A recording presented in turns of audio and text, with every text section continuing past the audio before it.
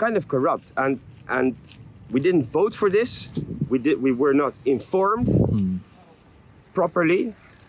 Most news outlets in the Netherlands are in hands of just a couple of Belgian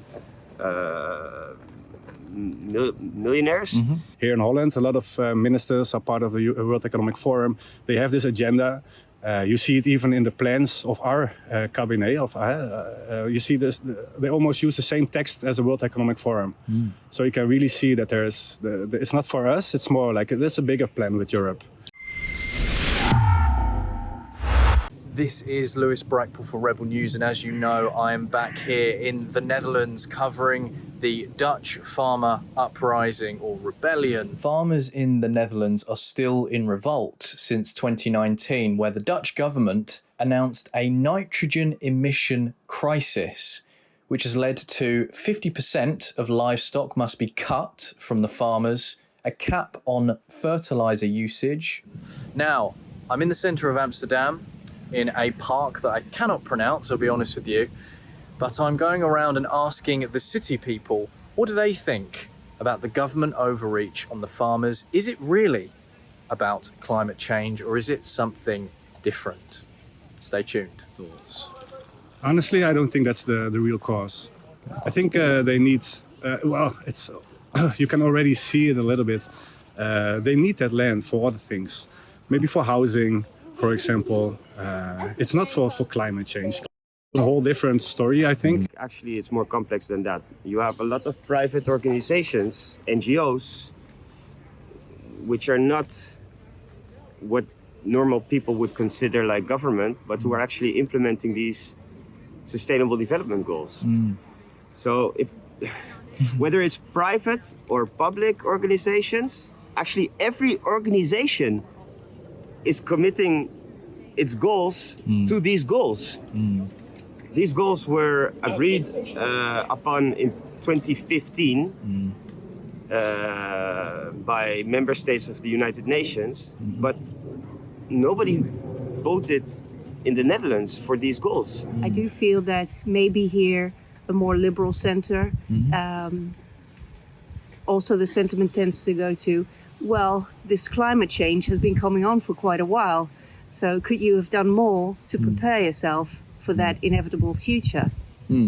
But I am sensitive to the fact that it is an occupation that goes from generation to generation, and we can't just abandon them. So I think the best way forward is to look for what solutions are there and help them set up properly for a different path or a cleaner path going forward. Yeah, I would say that try to look into a more diverse way of farming to reduce, because I think that a lot of farms are way too big now, farms. So look into maybe a bit biodiversity farming, a bit more sustainability. Yeah, I know it's super hard, but there must be some way where we can live with farms and have less reduction of the CO2, I think. I think, well, we have to do something about the climate. Right. So we all have to do something about the climate. Yeah. It's There's talks of nearly 11,200 farms are to be cut or to be shut down even. 200. 11,200, yeah, by the government. That sounds very, very much. I mean, I don't know about amounts, but I think 11,200. That's quite impossible. Yeah, You could have a better sense of what's going on if you understand these goals, but the Dutch people don't know about these goals. The media didn't accurately, objectively, is that English? Report? Inform the people, look, this is where our country is heading. 2030 is like the date we are working towards, and we're gonna organize ourselves in this and this way. No, there were propaganda campaigns. You had Me Too for gender. You had climate marches and Greta Thunberg for climate action. You had, so it's kind of corrupt. And we didn't vote for this. We were not informed properly. Most news outlets in the Netherlands are in hands of just a couple of Belgian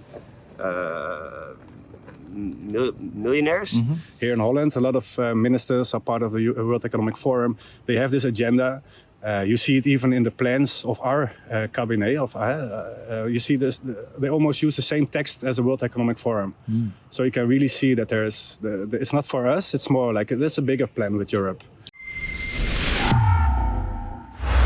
If you are enjoying our boots on the ground journalism, you can keep yourselves up to date over at farmerrebellion.com. And if you are really enjoying it, you could even chip in if you wanted to. And that's over at farmerrebellion.com. Thank you very much. And thank you to everyone who's donated so far and supporting us.